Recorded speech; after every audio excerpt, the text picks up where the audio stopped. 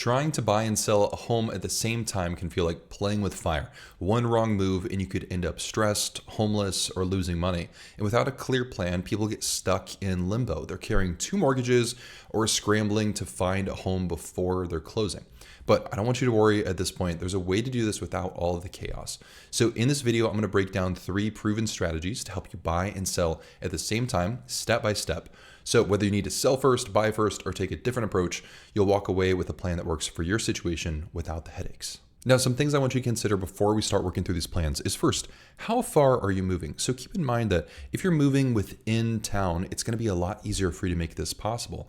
If you're going to be moving, say, to a different state, that makes things a lot more complicated because maybe there's even a new job that you have, and that is going to change how you're going to be able to get approved for a mortgage as well, along with all the other complexities there. So keep that in mind.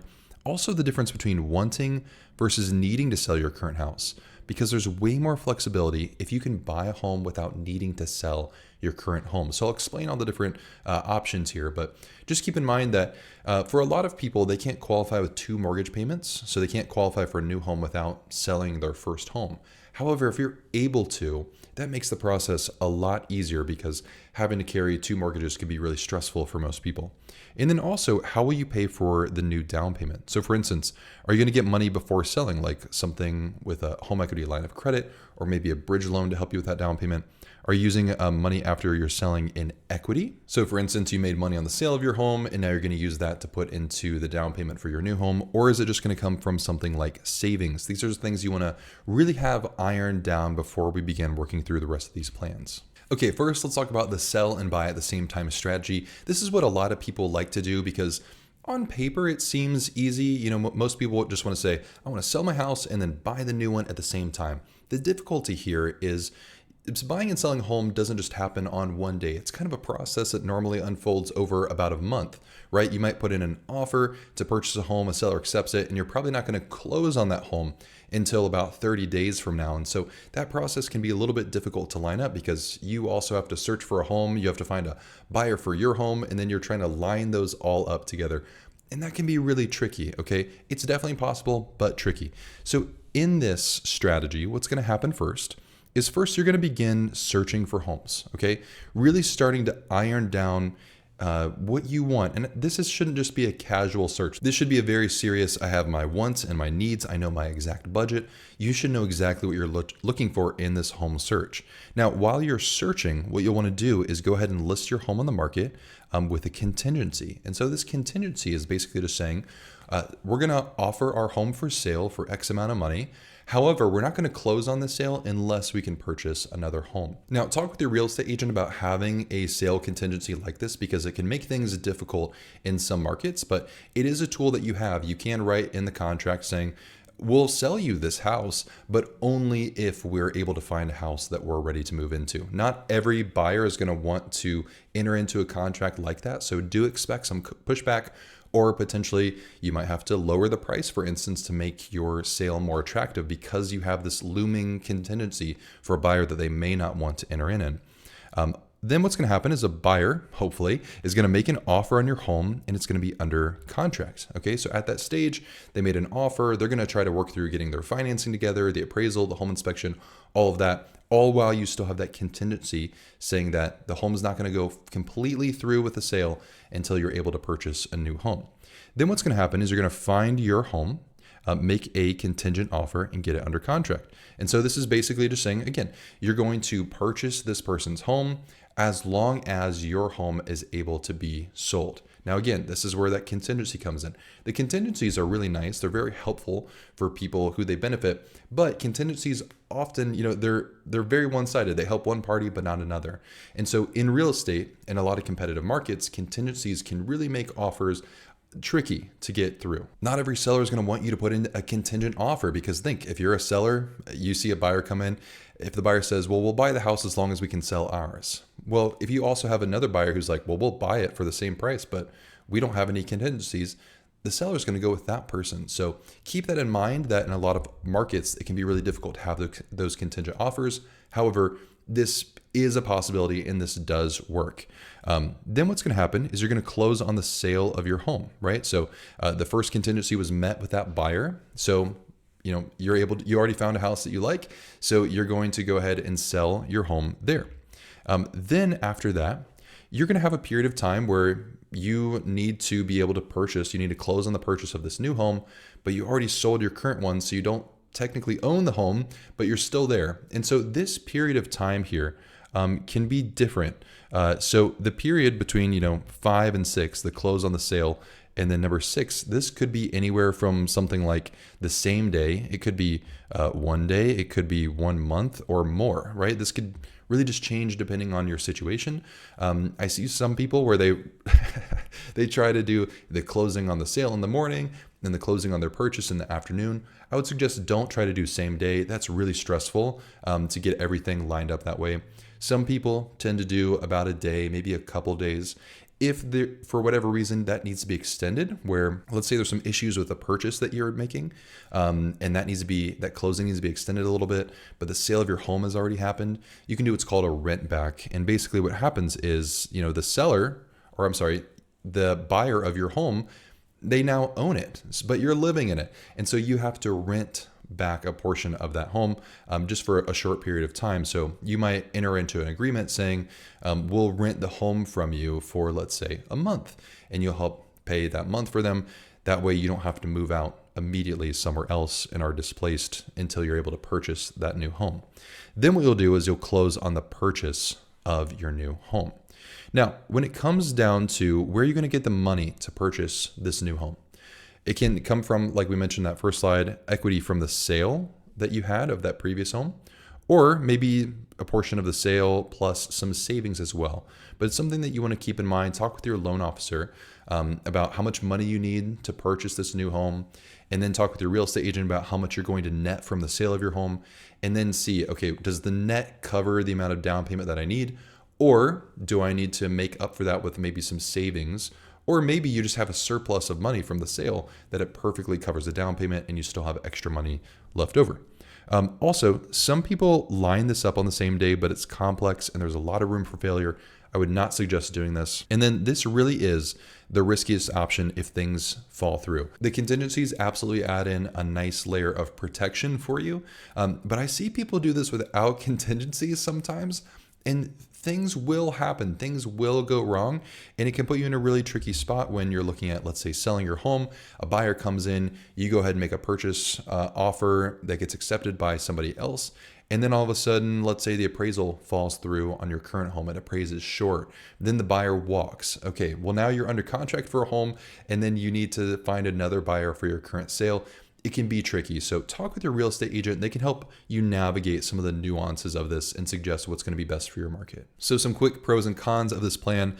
Pros, you don't have to pay for and qualify for 2 mortgages. That's why most people do this, is because they can't either qualify for 2 mortgages in their debt to income ratio, or they don't have the ability to pay those 2 mortgages. And that's completely understandable. Something to keep in mind if you are looking at this, qualifying for 2 mortgages can be difficult, but if you're making a move like this, if you're doing this plan of selling and buying at the same time, when you buy a new home, your first payment on that home isn't due for over 1 month. So you skip actually 1 full calendar month before you have to make a first payment. So you shouldn't run into a situation where you have to make another mortgage payment unless you're having maybe that extended, rent back period.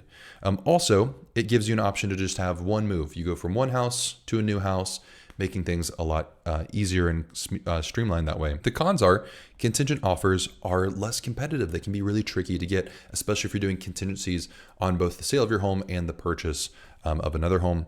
And then also there is a lot of complexity, a lot of moving pieces. You're expecting everything to fall into place, and real estate just frankly doesn't work like that all of the time. So if you're new here, my name is Kyle Seagraves. I'm a licensed loan officer. Our team at NFM Lending works in 49 states, so all states except for New York. And my goal with this channel is to make mortgages easier to understand so you can pick the right mortgage for you when you're buying a home. And so if you're ready to get started on one of these strategies, or maybe just something else, our goal is to help pick you and match you with the best loan possible for your situation. So if you're ready, you can get started with our team at winthehouseyoulove.com/lender.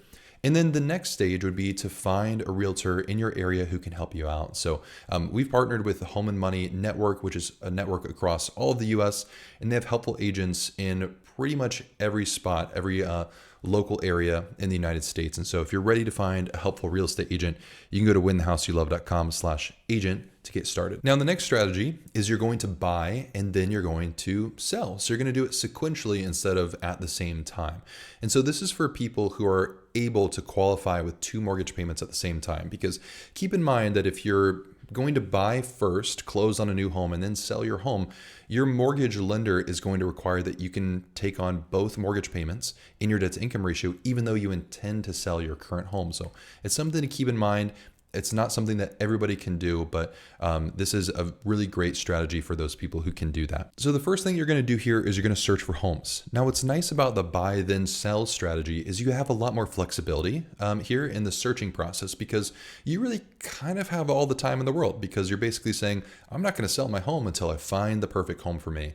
And so this is really great for those people who are looking at buying a home that they're saying, I really am going to plan on being in this home for as long as I possibly can. You're wanting it to meet everything on your needs list and probably a lot that's on your wants list as well. So you have a lot more flexibility in the strategy to search for the homes that you want.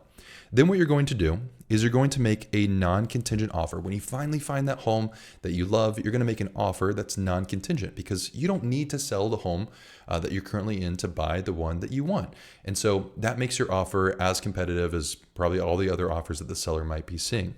Then you're going to fully close on that new home. So paperwork's going to be signed, you have the down payment and everything like that. Then you're going to list your current home for sale after you close on the purchase of your home. So this effectively is the same way that every first-time home buyer is going to purchase a home. The only difference is you're going to sell your home after you purchase one. So after you list your current home for sale, hopefully you're going to find a buyer for that, and then you're going to sell your current home. So keep in mind here, again, you're going to be paying 2 mortgages until you sell your first home. So for some people, this may be stressful. Something to keep in mind. You might want to have some extra funds available in that instance.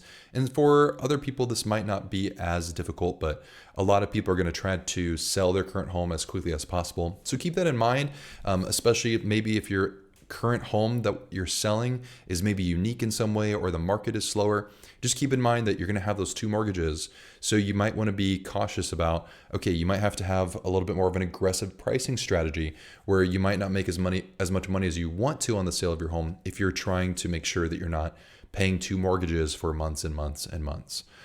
Also, what you need to consider here is where you're getting the money for the down payment on the new home, because you're not going to have the funds from the sale of your current home yet, because you're going to purchase first and then sell. So you might do something like a bridge loan, where you get a loan against the equity in your current home to kind of transition you through the purchase.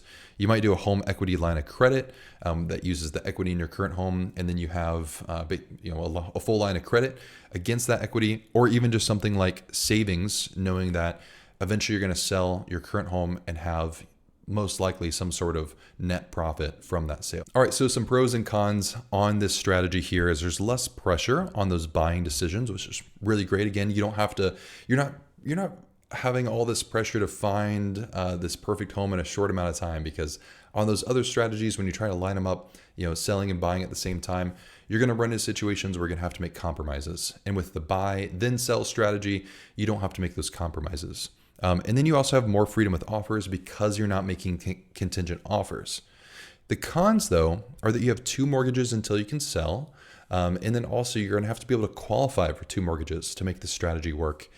And then there is the potential that you could be rushed to sell. Again, if 2 mortgages is really uncomfortable for you and you're going to have to be paying that, you really want the sale of your home to close pretty quickly.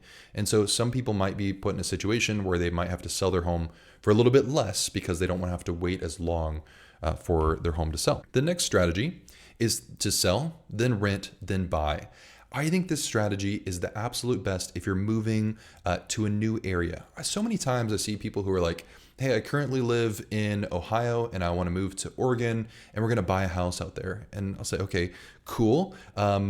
Tell me about Oregon. Where are you going to be at? And they're like, we don't know. We're going to figure out as we look for homes. And I'm like, no, don't do that. Don't do that. Here's why. Because I've been living in my current area for all of my life, right? This general 30-minute diameter distance around where I'm at. But it wasn't until I actually started living in different areas that I started realizing all the intricacies of different neighborhoods, because real estate really is so local. Even if you know you're going to live in a certain city, that city is still going to have pockets of different neighborhoods that are all going to change in things like their home appreciation. They're going to have different school districts. They're going to have different safety. They're going to have different businesses. Some are going to be able, you can walk around to different shops, and others are going to be more rural. There's so many different nuances that I really think you should try to live in a place first before you consider buying if it's completely new to you. Okay, so sell, rent, buy. What's happening here is you're going to sell your home entirely. Just wrap the whole thing up. Then what you're going to do is you're going to rent for a while where you want to buy. This strategy, I think, is really great for people who are just like, we've been searching for however long, we can't find the thing that we want. We're also just what's where we're at right now is not working for us, but maybe there's some rental options that work for you. So what you can do is sell. You're probably going to make a nice little chunk of change, hopefully, from that sale, which is going to give you flexibility to go find maybe something that you can rent in the short term until you find something that you want. Or maybe you're scoping out an area that you want to live in.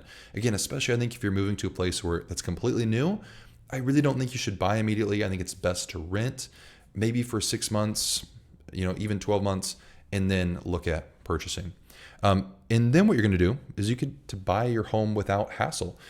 So again, the funds here, what's going to happen is you're going to have the equity from the sale of your home.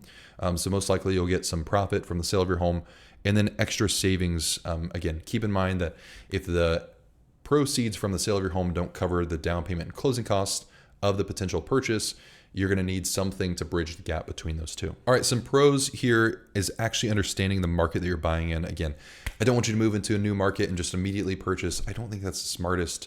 It can really give you some, leverage to be able to just say, hey, we're going to go ahead and sell. We're going to move into something. And even if it's not, you're in a new area, sometimes it just might be that you need to find something larger and a rental is going to be better for you. Or maybe it can be things as like maybe there's a health issue and you're not going to be able to take care of the yard currently, but you can't find something like a condo quick enough. Okay, it's perfectly fine. People forget that renting is not a regression. It's not a regression in your life. Things aren't falling apart if you went from buying to renting, but people feel that way for some reason. That's not what's happening. There's plenty of situations where it's perfectly fine and there's no issues. It makes sense to sell your home, rent for a little bit until you find the thing that works for you. The cons here is moving twice, right? You're gonna have to move out of your current home, move into a rental, and then eventually when you purchase, move out of the rental into the purchase. That can be a little bit stressful.